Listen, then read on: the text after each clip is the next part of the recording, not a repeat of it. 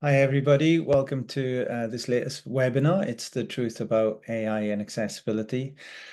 And I'm going to be talking a little bit about the role that AI plays in accessibility, what it's currently doing at the moment, and also taking a little bit of a peek into the future to see how accessibility can help us moving forwards, or maybe it can't help us moving forwards, but we'll find out. A lot of this talk is speculative, so there's a lot that we don't know about AI.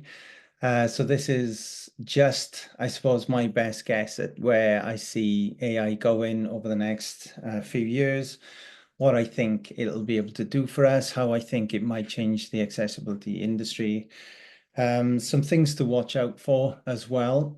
Let's move through the slides and I'll tell you more about my thoughts.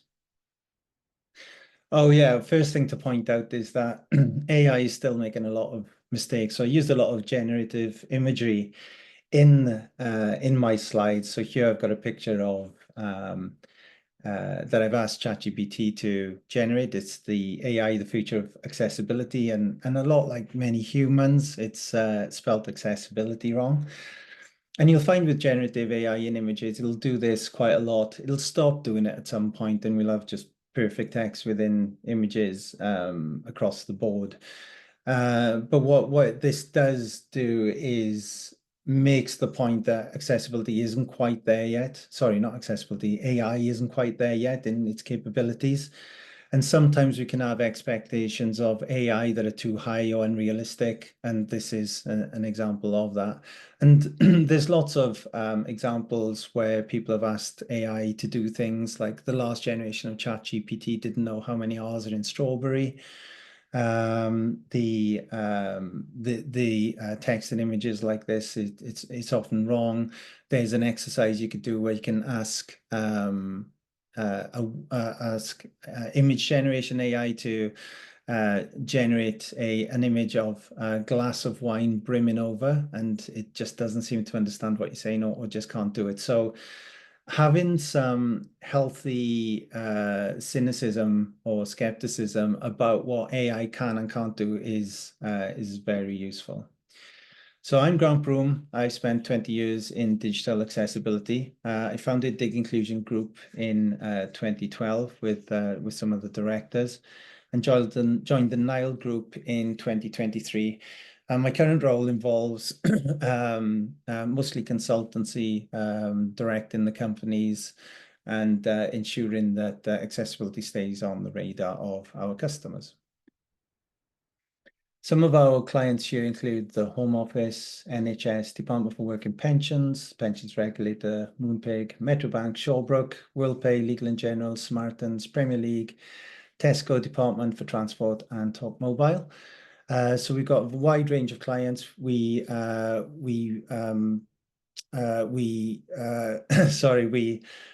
with private sector, public sector, and charity sector. Grant, can I just pause you there for a minute? Go ahead, Charles. That everybody can hear, because we just had someone saying that they couldn't hear you. So if you can hear us, please use the Q&A button to send in something. Oh yeah, please do. We'll pause here for a second and see make sure everyone can hear. So, yep. Oh, it's working now. Cool. Excellent. All good? Okay, we'll carry on. I was just going to say there's a Q&A button. I think it's down below or up above, depending on how your setup is. So please use that, and we'll have some questions at the end. This is quite a fast presentation, so I'll probably leave a few gaps or leave you curious about certain things, and I'll do my best to answer those questions at the end of the session. Okay, so we're going to start with a very quick definition of AI. There are lots of definitions of AI. The one that we're going to use for the purposes of this presentation is that AI is a technology that enables machines to learn from data and perform tasks that typically require human intelligence. And we could argue about what that is for hours as well. We're not going to. We're just going to go with that for now and launch into the rest of the presentation.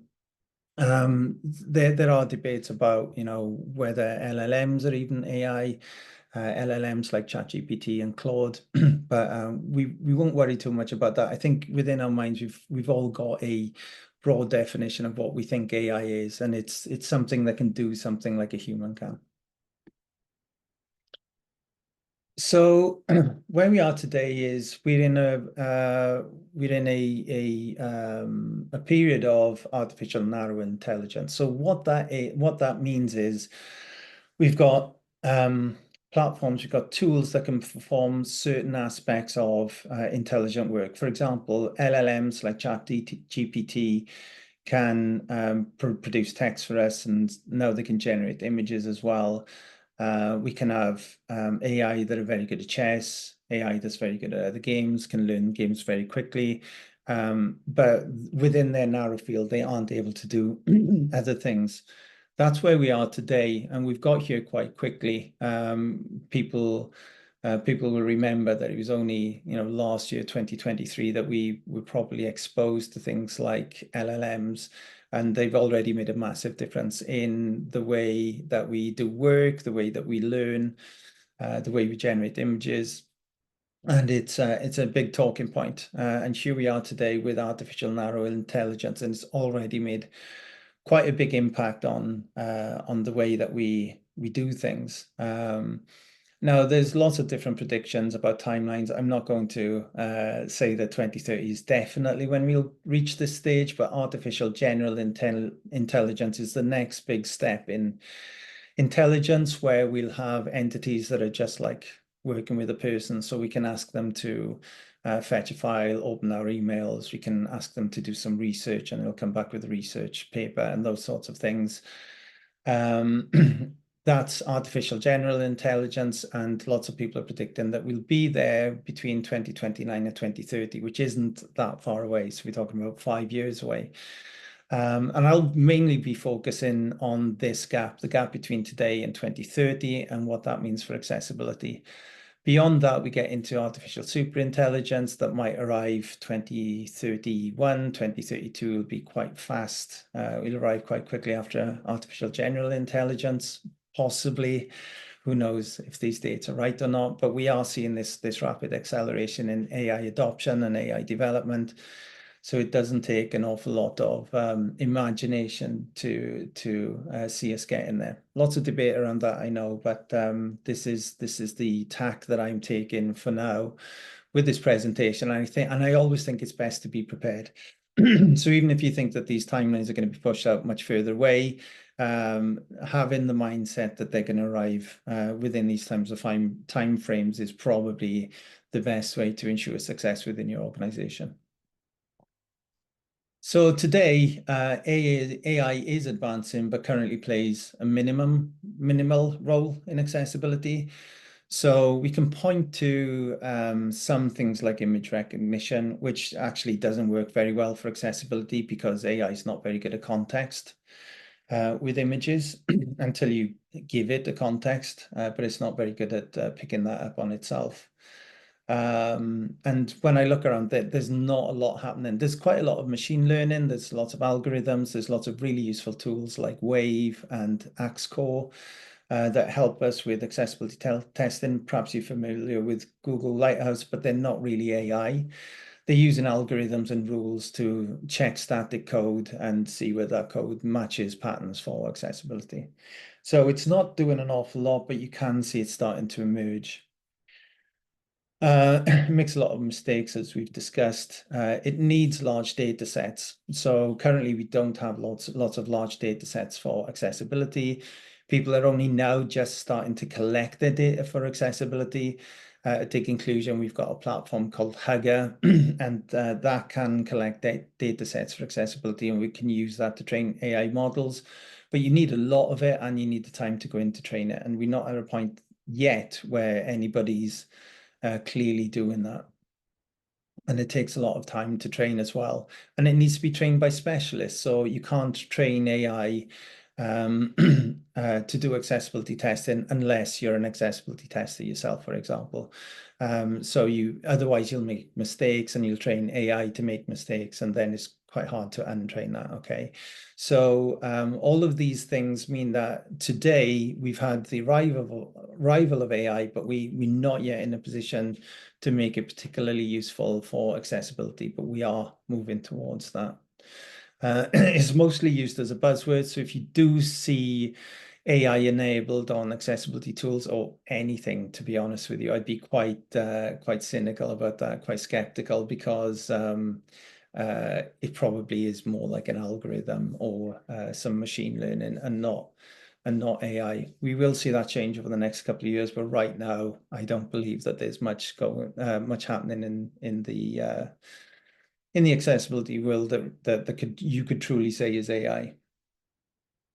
Here's an example of a typical mistake that we might see AI do. And I asked it to create a photorealistic picture of a wheelchair-mounted mobile phone because I needed one for the last presentation I did. And this was its first attempt. And the problem with this image is that it's rendered a picture of a wheelchair and it has mounted a mobile phone on it, but right in the middle of the seat. It's a bit giant as well. I don't know who has a mobile phone that big, but it's right in the middle of the seat. And of course, nobody would be able to sit down on that seat because that's where the mobile phone mount is.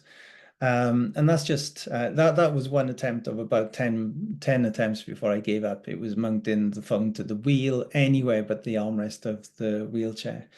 And I thought that was quite interesting that it didn't seem to matter how much context I gave it, it could not render the image that I in the way that I wanted it to. I want to talk about accessibility overlays. Now, you might be familiar with the little icons that you can see in the screen. So this is showing a corner of a screen with a circle and the figure of a person inside that circle representing accessibility. It's kind of a universal symbol for accessibility, and you can click this and then you'll have options to change the text size and have the page read to you and things like that. Now, there's been a lot of claims by these accessibility overlay companies that they use AI and that they can make your website accessible, but these aren't realistic claims. They're not real claims. An example I can give you is one used here by British Airways. So we can see down in the corner, in the bottom right-hand corner, there's this accessibility overlay tool by this particular company. But these don't actually enhance the accessibility of the page very much, if at all. And in actual fact, the danger with these overlays is that even though they say that they use AI to make pages better, the reality is that accessibility performance can actually decrease when you use these. And I'm just using these really just an example of why you really should think twice about when you're presented with a tool and someone says, oh, that it's AI enabled. I got someone asking me about one of these today. Just really question that. So there's a case here by Marashlian and Donahue, an article by this legal company, and it says that Accessibee, which is an overlay company, faces a class action lawsuit over alleged misrepresentation of ADI compliance and AI accessibility capabilities. And if we look into that case, it says Accessibee's widget not only fails to provide the promised compliance, but may also impede accessibility by interfering with necessary assistive technologies used by individuals with disabilities. Furthermore, businesses utilizing Accessibee's products are allegedly more likely to become targets of accessibility-related lawsuits. And I can say, from my own testing experience and testing experience of my team, whenever we see one of these overlay widgets, and it's not just this company, there are lots of companies out there that will say that they'll fix your site by putting an overlay over it. Whenever we see one of those, we expect to see quite a poor site. Because it's usually companies that are looking for a quick way out of accessibility that will put these overlay widgets on and hope that it'll fix everything, and they don't. So be wary of those. That's one way where we see AI as a buzzword used within our industry, and it's not doing what you would hope it would do. So just in summary, accessibility overlays, they normally claim to use AI to make sites accessible. Not all of them do. Some of them don't make the AI climb, but lots of them do. They're completely unable to make a site accessible, likely to make it worse. And that goes from experience from my colleagues with disabilities who will say that whenever they come across an accessibility overlay site, they hate it because it makes things worse. They increase your risk because you'll tend to take your eye off the ball because you think this tool is doing everything that you need, and it's not. and that'll increase your risk. You'll increase your exposure because you haven't fixed the things that you're hoping to fix with it. And also it makes you a little bit of a target as well. So there are legal firms that actively look for these accessibility overlay companies because they know they won't have addressed accessibility. Sorry, not looking for the overlay companies, but sites using these overlay tools because they know they won't have addressed the actual accessibility issues. And they've led to legal action for web owners. So that was one case I showed you there. There are 250 cases in the States where these tool sites that use these tools have been taken to court. So I'm just using that as a warning. Okay, so if we come back to looking at today where we are with AI, in summary, AI accessibility overlays increase risk. Current tools can't make sites accessible, and I can't stress that enough. They can't make sites accessible. Will they be able to make sites accessible in the future? Maybe, but certainly not for a few years, and certainly not as well as a team of accessibility professionals or engineers that they know what they're doing with coding, designers that have had accessibility training. These tools can't even get close to the performance that you'd get from just having a properly trained team.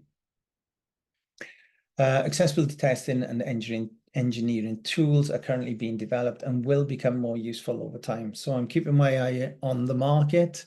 I won't name any names, but there do seem to be some companies out there emerging that are developing tools that I think will be more useful, that are using true AI that will listen to the engineers when they tell them, I don't want any more content like this. I want can you correct things if they look like this, etc.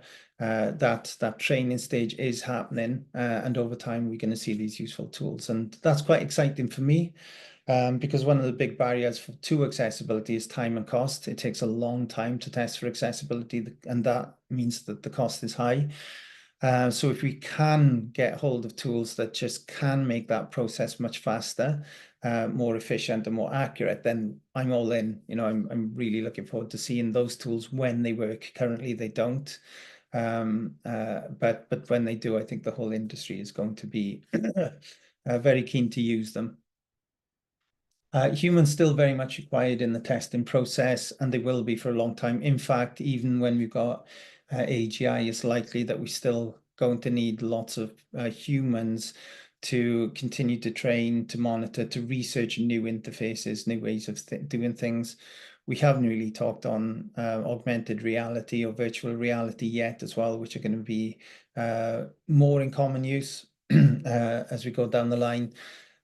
So there's going to be this continual evolution of technology, and remember, this is for humans. We're talking about accessibility for humans, so humans will always need to be part of that process. So let's look at the next 5 years. Let's try to look into the future and see how AI will affect accessibility. And so I've got another AI image there with another typo, just to drive that point home. So I've got a timeline here, and I'm going to work through it and explain what I think is going to happen over the next 5 years. Now, I have made predictions about AI in the future. I mean, in the past about the future, which would be now, I guess. And yeah, I was out by quite a bit, but it does look like we're arriving there now. So 2025, I think that we're going to see improved tools. So I think we are going to see those tools that are quite useful, that do integrate some AI into the testing process, that we're going to find useful, and is going to make testing faster, more accurate.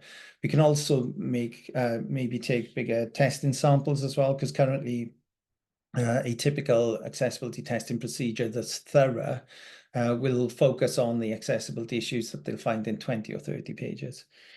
I think that, and that's quite a slow process, because if you think we run about 65 checks per page, and if you're talking about, even a small sample of 10 pages, that's still 650 individual checks that we need to make. And it's a slow process. So if we can have those tools that accelerate that, that is absolutely fantastic. By 2026, we'll have contextual awareness in these tools, I believe. So contextual awareness means that when we've got an image of maybe a piece of clothing on a retail site, and it's got a 20% discount in there, and it's a link to a product page, that the AI doesn't just trying to describe the image, that it understands that it'll be able to describe the clothing, it'll be able to describe the text within that, and it'll be able to know that that is taking that user to a new page to look at a product, and it'll be able to provide that information back to the user. Other things that it might be quite good at is knowing that, if you've got a set of form fields and they're not properly labeled, it might be able to suggest that, okay, I think your label for your form should be this, because I think from the code I can see that it's doing this job. So I think that within a couple of years, we'll have AI tools that don't just tell us that they found an issue because it doesn't match a certain pattern of coding, that it'll actually say, well, there's an issue because, this is supposed to be something like a modal dialogue, like a pop-up, and you're supposed to keep focusing here, but I can tab out a bit, so there's an issue here. So I think we'll be there by 2026. By 2027, we may have something like simulated human user testing. So that would be something like if you're simulating someone who uses the keyboard to navigate through a product, that's a very time-consuming test for a tester. In fact, every time we open the page, we have to tab through the whole thing to make sure we can get to the bottom, and that we can reach all the controls within the page and operate them, open them, close them, etc. Very, very time consuming. We may have simulated user testing by 2027, and that'll mean that a robot, let's say, and I'm going to call it a robot in this instance because it's performing one action after another, that will be able to go through the page, check that it can open everything. It can see the page as well. It's got a visual representation, so it can see where things are. So if it skips over a control, it'll know that it'll skip over a control. And I think we'll have that by that stage. In fact, I really hope that we do, because that's one of the most time-consuming tests. Then by 2028, we might see real-time test adjustments. So this is where the AI is testing the page using everything that we've looked at before, but it can also make adjustments to the page to see if things work better or not. So if you can imagine an example where an AI is using something like a screen reader to evaluate the page, and it comes across a form label that is missing, or it's not properly associated with the form field. So for a user, that ends up being read as input type blank or input type text blank. Then the AI will be able to change the code to label that thing properly. It'll be able to scan it, look through what it needs to change that thing, test it again and see that it's fixed, and then it'll be able to convey that code fixed along with the test reports back to the human tester to check. And that's going to be another big leap. Then we might get into self-evaluation by 2029, where the role of the tester becomes much more like a manager. So we'll give the AI the parameters for the testing. The self-evaluation will just go through the test by itself. It'll know when it's got things wrong. It'll be able to check its own work. It'll be able to evaluate this test against other tests to see how well it's done, and it'll be able to improve itself as well. And we should be there by 2029. And then by 2030, we should have AGI-led testing. So this is where we've got artificial general intelligence, and that is pretty much able to run a test by itself. It's worth mentioning, by the time parallel to this development, we're also going to have rapid development in browsers, in interfaces that people use to interact with their computers. We might be using far more speech. We might also find that browsers will be able to make corrections for accessibility issues. And also we might see some personalization that you could do through the browser as well, or through other AI tools. So for example, you may have, if you have dyslexia and you need your text in a certain font or different certain color combinations, then the AI would be able to adjust that for you. And maybe even change the wording of the text itself to make that easier to read for you and just give you a better experience through the browser. So with these things in parallel, we should see massive improvements in the way that we use AI to enhance the experience for users. So the next 5 years in summary, AI will quickly become more useful. I think we should see some progress over the next couple of years to having really good accessibility testing tools. And then I think humans will need to do less repetitive and time-consuming tasks. And that's a big win for accessibility, because this is the biggest blocker to accessibility that we have at the moment. It's just that it takes so much time and it's so expensive. And to reduce both of those factors would be a huge benefit to accessibility. Accessibility will become more human-centered. So as we move away from using guidelines and heuristics for testing, accessibility will become more about what the human experience is like, and we'll be able to move away from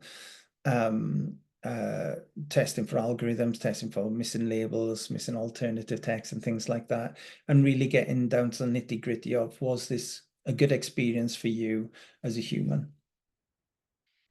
Collaboration with AI on providing customized experiences. So I suppose this overlaps a little bit with the browser configuration that I spoke about earlier. We might be able to do that through the interfaces that we develop in as well. There may be options, like we used to have the option, or still have the option, of using style sheets to change the appearance of a page. Maybe our focus will be more on things like that, where we customize the experience for the user through the interface itself. So what does that mean for a business? What does that mean for an organization who wants to own accessibility within what they're doing? What does it mean for progressing from where we are now, where we'll go to an agency and we'll ask for a WCAG AA conformance test, and we'll get a result, and then we have to fix it and repeat that process.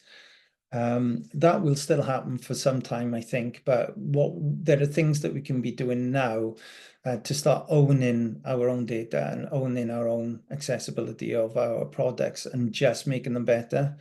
And one of the first things you can do is start taking control of your accessibility test data. So this is the data that someone has collected about the accessibility issues within your application. And what you want to do with that data is to keep hold of that, understand that there was a particular issue with your product at this point. It was caused by these factors, and this is how it's fixed. So that is your data. That should belong to you.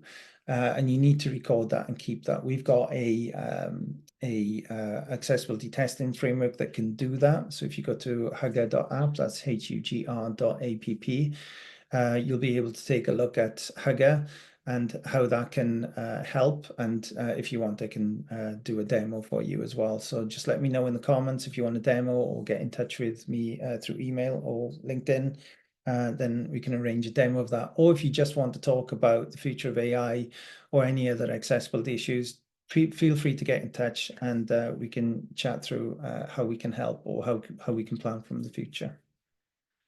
Move testing further to the left to capture design and UI decisions. So everybody knows that accessibility is something that you tend to do at the end. So you finish your production, you check it at the end, and then you want to release. And it never works out like that. And that's because there hasn't been enough work done in the beginning to fix your user interface, to make that accessible. Some of your design decisions may not be the best for the user. Yeah, make sure that we start moving that to left and capturing that information as well, so that we can use that to build better things in the future. And make sure you keep up with the advances in AI. Things are moving very, very fast. And as an organization, you want to be able to benefit from that. So I know we all feel like we're trying to keep up at the moment, and we just run and stay in one spot because so much is happening. But it's important that you do devote an amount of your time to make sure that you know what's happening within the different industries, and you're aware of things that are going to help you. And make sure your accessibility partner has a strategy for the future as well. So what you don't want is to be in a position where, maybe now you could be collecting data from your own accessibility tests and your own accessibility issues, but you didn't, or it's buried in Word documents or in Excel spreadsheet, and it's not very extractable. Make sure that, your accessibility partner has an idea of what accessibility delivery is going to look like over the future, and that they've got a strategy for that and they can deliver that with you over time. That's very, very important, because you might find yourself a couple of years down the line where you wish that you'd just taken control of this a little bit earlier. So make sure that you have that in place as well. Just coming to the end of the presentation now.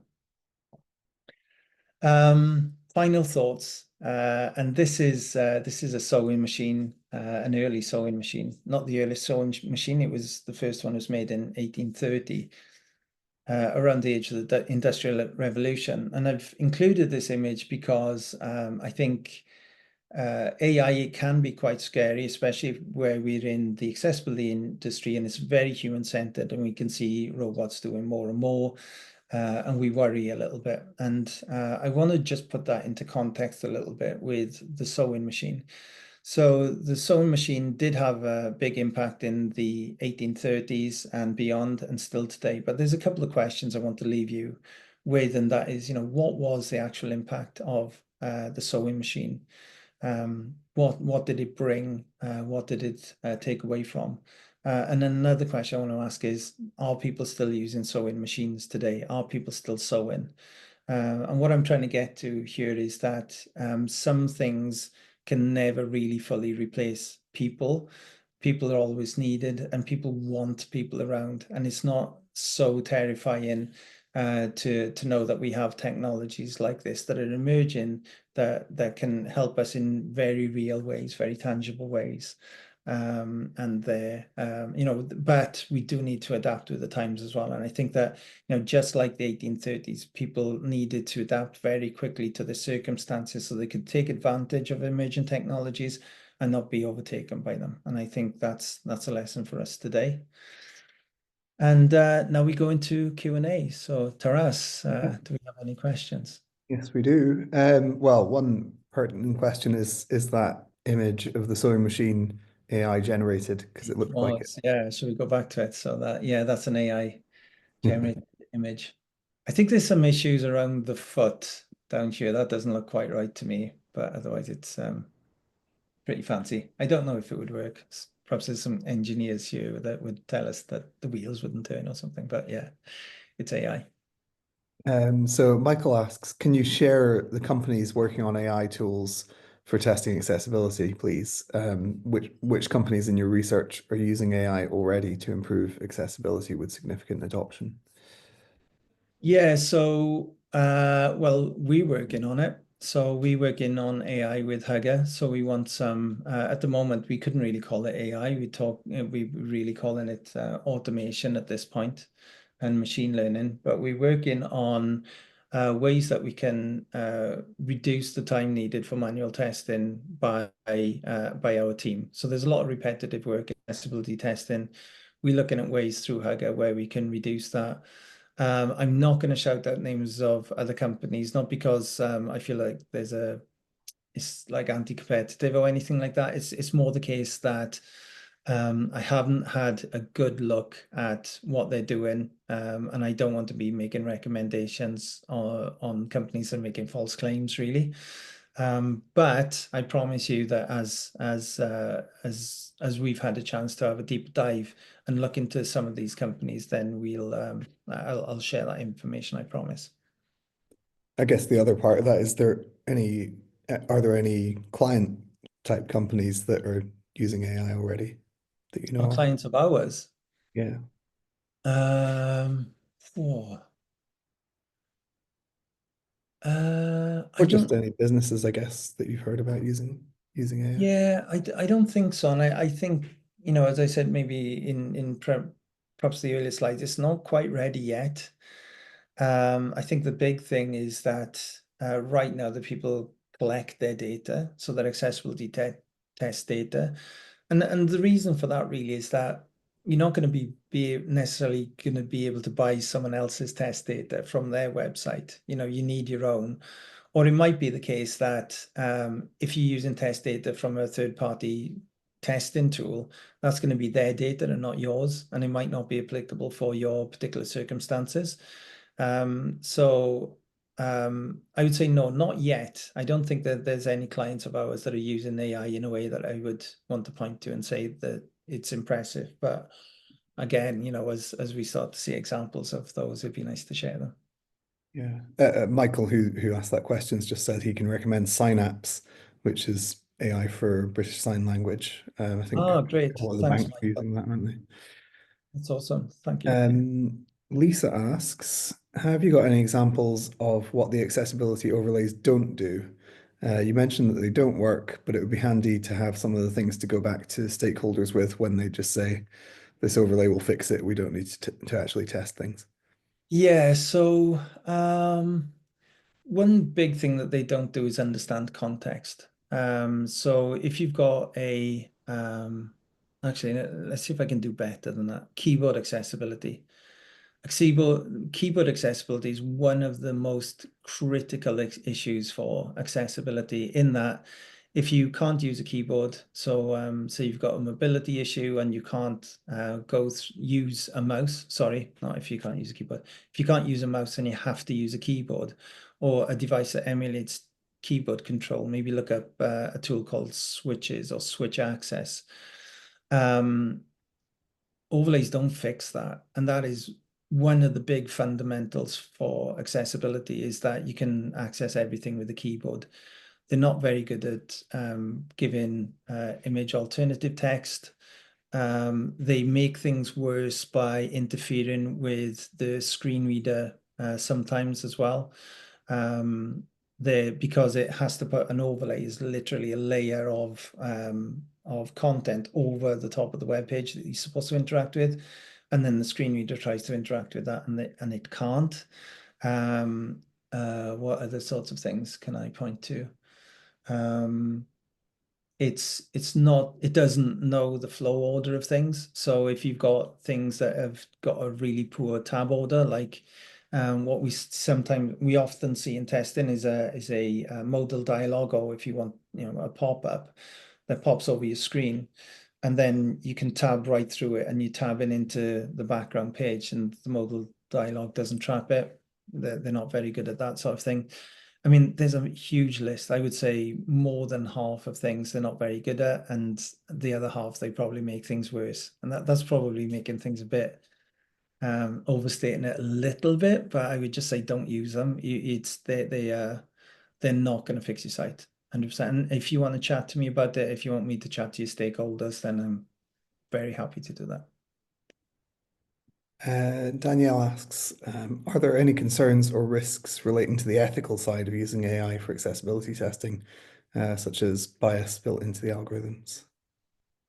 Yeah, I think that is a risk. I think that is a risk. That's something that we definitely need to watch out for. It's definitely going to have biases on what you train it with.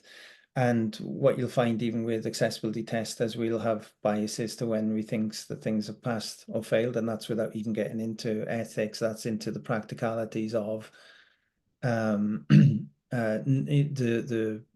legitimacy of a test. So yeah, I think that there are risks. I think you pointed them out very well there, especially when it comes to biases. So I think the more data we have, the better, or the better quality data we have, the better, actually. I don't know how we get there, to be honest with you, because people probably should be quite protective of their own data. But yeah, it's a risk. It's a risk and something that we'll be aware of. I think you've just got to keep your eye out for it. Look out for those biases. Get your work checked by peers, I think. Have regular catch-ups about when you're introducing these AI tests into your flows, and just make sure that they're legitimate, I think. That's a really good point. We'll take one more question. So Robin says, if general artificial intelligence is doing all the work, what are humans going to be doing? Sipping pina coladas, maybe. I don't know. I mean that's I don't know. It's a long way away. I think about this a lot. I think that they'll still need tasks, right? So if general intelligence can do tasks just better than we can, faster, more accurately, they still need tasks to do. And they, for example, if we wanted to build an accessible website from scratch, we would need to give it that task, and we'd have to tell it that it got it right, that it delivered on its promises and gave us what we needed. And then we'd have maybe accessible AI agents that would check that site to make sure that it was accessible to them. And then we'd have people validating that, yeah, they had a really good experience with a website, or they didn't have a good experience with that website. So I think that what our whole experience turns more towards quality of experience and rather than conformance. And I think that's going to be the big benefit of AI over time. It's just going to improve our quality of experience. And AGI, when we get there, it's all going to be about experience, I think. And humans validating whether they've had a good experience or not. I think, but that's not just our industry, that's every industry. By the time we get to, if 2030 is correct and we have AGI by then, the world is going to look so different. And it's not just accessible to industry, it's everything. Everything's going to be affected by that. Yeah. For the And better. as Michael's just sent in, saying AI can never replace disabled people testing accessibility. That's the one thing that AI cannot replace. Yeah. Yeah. Valid. Agreed. Agreed. Cool. Is that everything? Well, if we've got time, we can ask one more. So, Go on. Michael, again, how do you balance the significant additional, some might say unnecessary energy consumption of AI over sustainability policies and targets? Oh, That's a yeah, big. I mean that's something I think about a lot. And yeah, whenever you use AI, there's an amount of guilt that goes along with it, I think. I think it's because I live off grid, so maybe I can balance my own I can offset my carbon that way, I think. I don't know. It's a difficult one. Yeah, that's a big question. I don't think we've really got time to explore that one. That sounds more like a debate or a discussion than a question that I could answer here. I I think suppose my as big as one as for the us. like, processors and things like that get more efficient, I think maybe we'll see a reduction in that kind of carbon emissions and things like that. But again, Yeah. And hopefully, as time goes on, we do see ourselves moving towards clean energy. So there's a number of countries now that export more energy than they produce. Um, from green sources. So I think that, maybe AI will help us with this. We'll find more sources of green energy, and then we'll be able to offset all of our energy consumption. But yeah, I don't know. I don't know whether that's a cop-out answer. Sorry if it is. cool. Okay. Shall we wrap it up there then? Thanks everyone for attending. We don't have another webinar scheduled at the moment, but as soon as we do, that will be out on LinkedIn. And if you want us to, let us know and we can send you an invitation to the next things. But I hope that you enjoyed that. Please provide your feedback. I think we got a feedback form going out. It'd be great to get your feedback on this. And if you want more content like this, or if there's anything particular you'd like to hear about, let us know in the feedback and we can look at doing webinars on those different topics. But thank you so much for attending, and enjoy the rest of your day.